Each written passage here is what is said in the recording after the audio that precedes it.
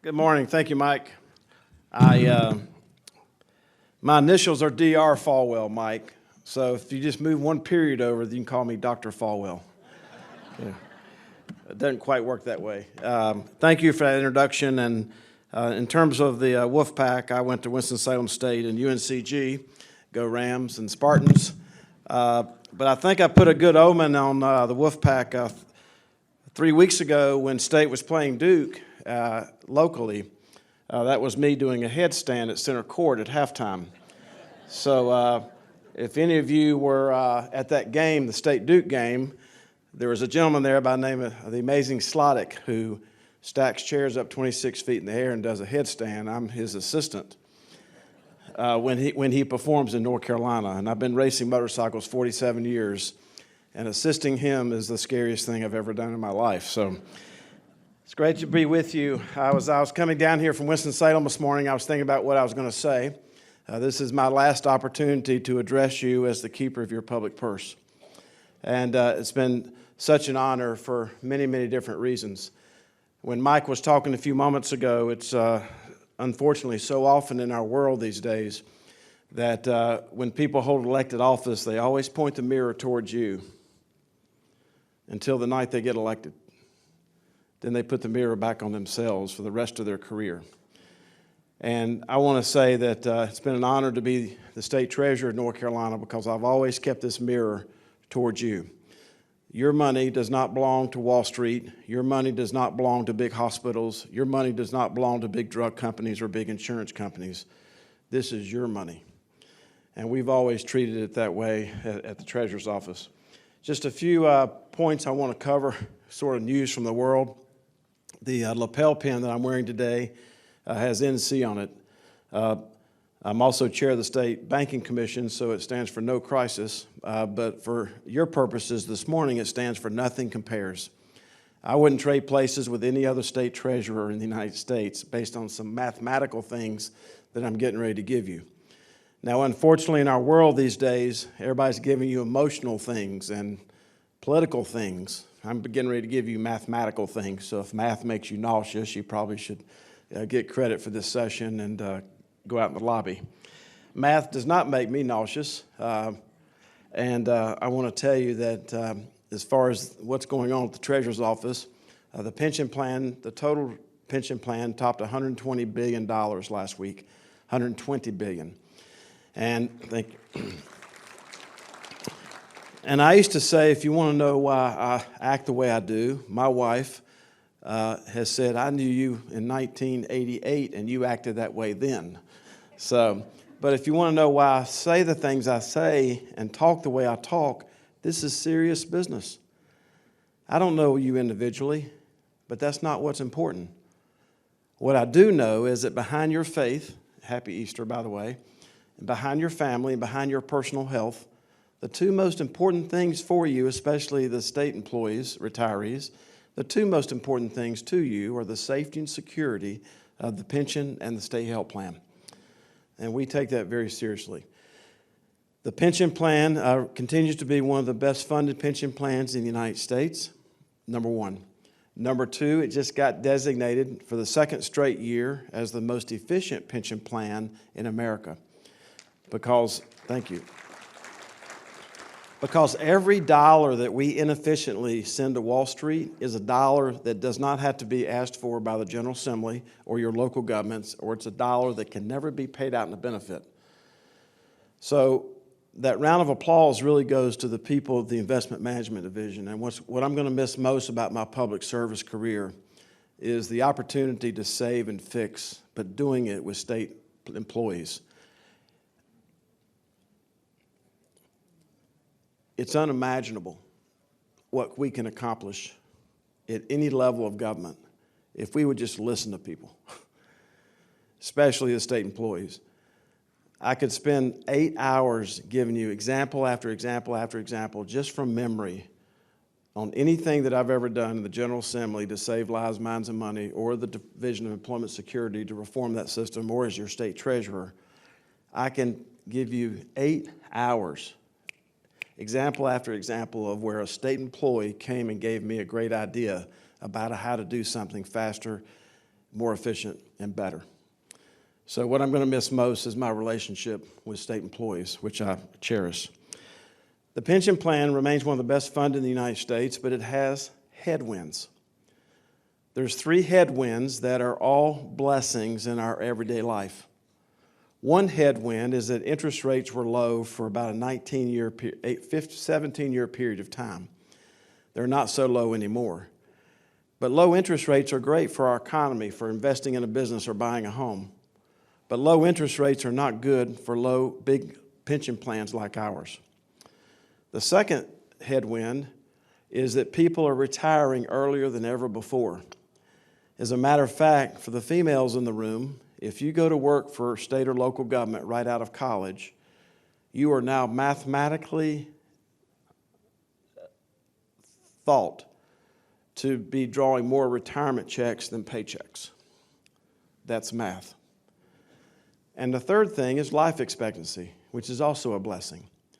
So what I'm trying to say is that when you deal with a big pension plan like yours, when interest rates are low, people are retiring earlier and living longer. This plan was never designed for this. Now, it's the only political thing I'm going to say, but I'm a registered Republican. I'm the first registered Republican elected to this job since President Ulysses S. Grant. And it was fully expected when I became the state treasurer of North Carolina that I was going to work to get rid of the defined benefit plan.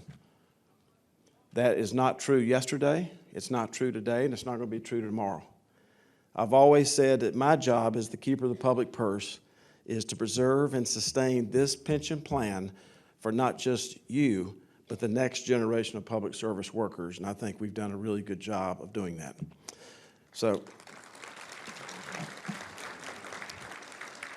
very briefly, our defined contribution, our 401 and 457, is also designated as one of the most efficient in the United States. You may have gotten a notice recently that the Board of Trustees has announced a fee holiday. Now, it's not much money, but it goes to the culture that we have at the Treasurer's Office. This is not our money. This is your money. So what happened is that your 401 and 457, there's an administrative fee that gets charged, and then that administrative fee goes into an account, and we use that money to run the plan. Well, when interest rates have gone from 1% to 5%, then the amount of money that we're earning on that money has gone up to the point where we have too much money in reserve to run the plan. So our Board of Trustees, your Board of Trustees, announced that there's going to be a fee holiday next year for the 401 and 457 because we believe that this money belongs to you and that the more money that gets to stay in your 401 and 457, the more it can compound over an extended period of time. On health care.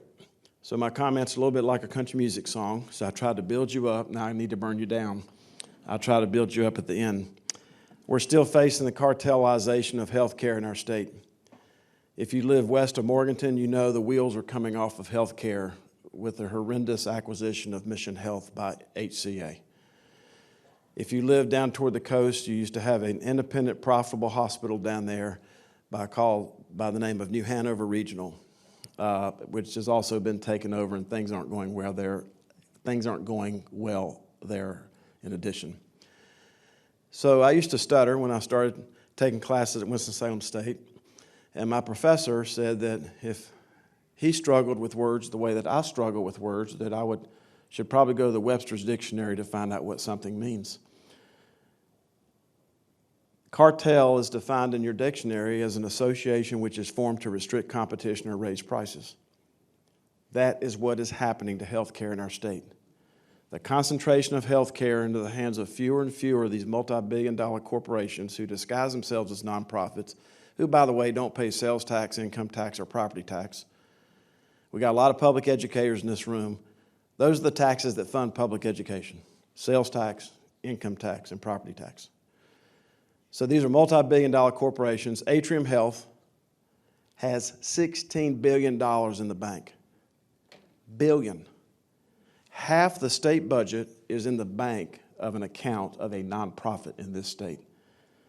Now, did they make that money off selling software or widgets? They made that money on the backs of sick people. So I call it a cartel because it needs to stop, because it doesn't matter if you're Dale Folwell or Senator Elizabeth Warren, the biggest leading cause of bankruptcies in this state is things associated with health care and health care billing, and it's impacted people in this room. So what we've tried to do at your treasurer's office is take advantage of our largeness. I'm disappointed I'm leaving my term without being able to lower family premiums. Why should you care about that? Because there's someone at every one of these tables who's related to someone who's starting their career in public service who's having to work 1 week out of every 4 to pay the family premium. 1 week out of every 4. So that's not mortgage, that's not energy, that's not food, that's not living your life. 1 week out of every 4 to pay the family premium. We've been able to freeze the family premiums for 7 years. And the reason we were able to do that is that we had a fantastic negotiation on a product that many of you take advantage of, our Humana Medicare Advantage program. We negotiated that contract for 3 years with a 2-year extension, 0 premium to the member,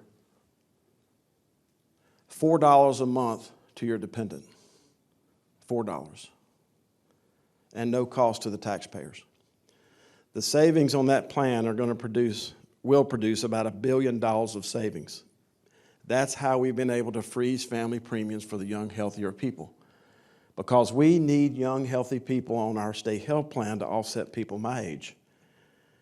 That's how insurance companies work. So we're very proud of that. But the cartel is as strong as it's ever been. And we've been trying to get legislation passed that would actually protect you as consumers.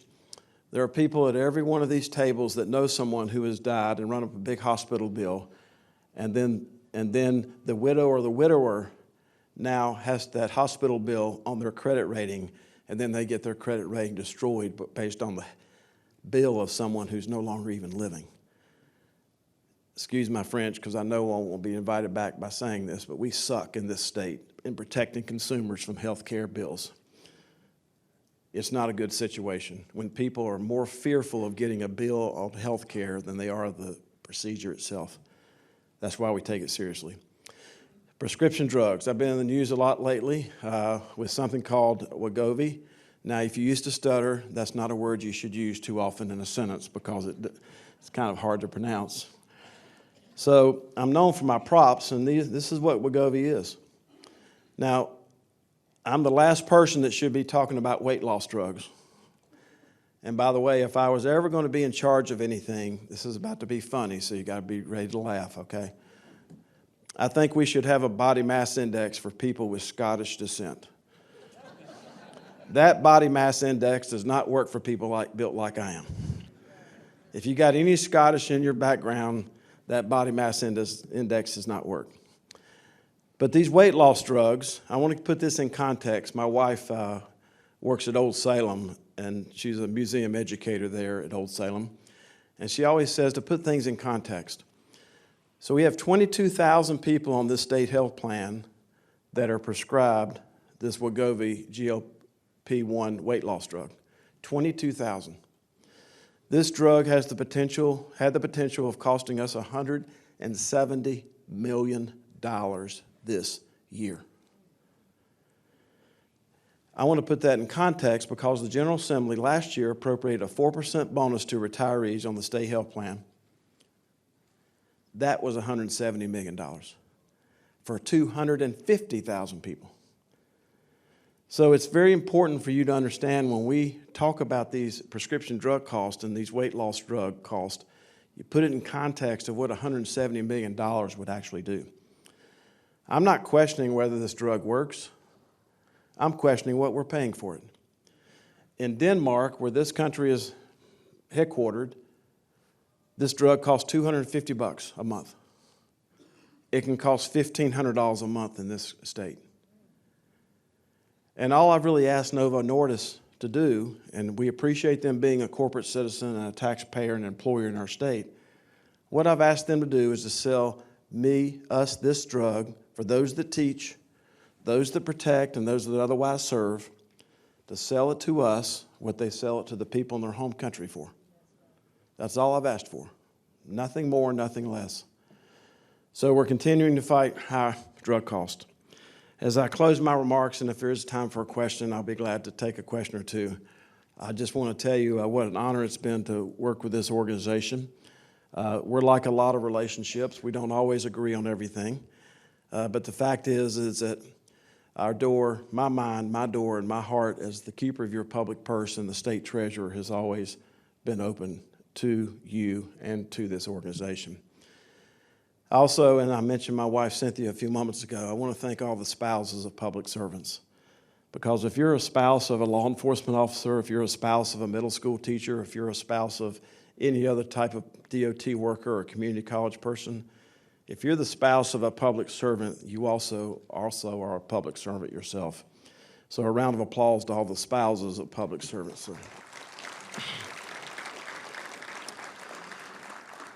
I told you I'd try to build you back up, and I'll have somebody bring these cards by tomorrow. I'm sorry I brought the wrong card today.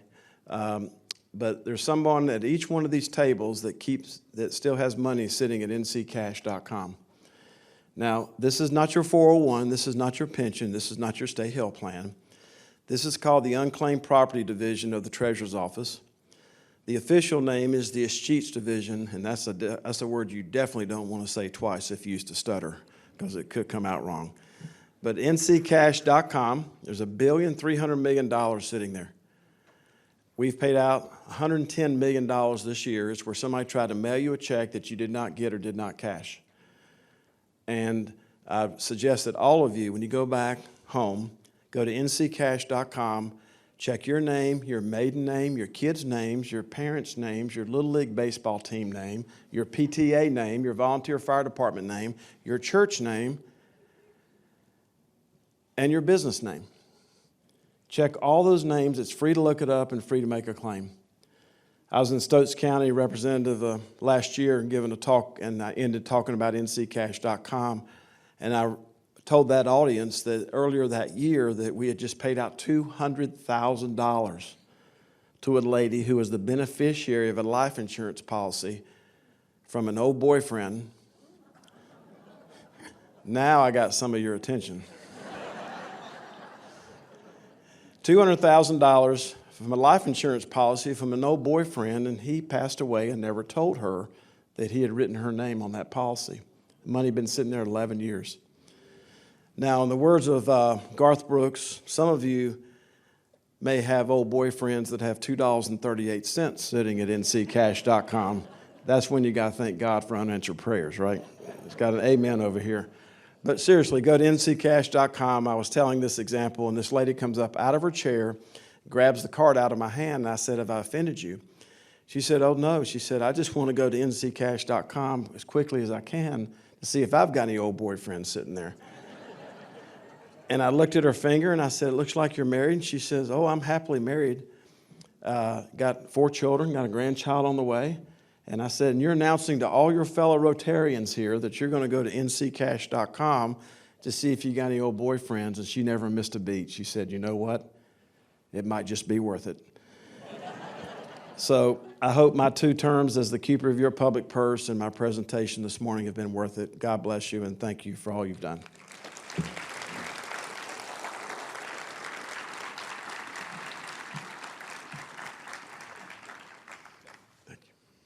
Thank you, Treasurer. Thank you.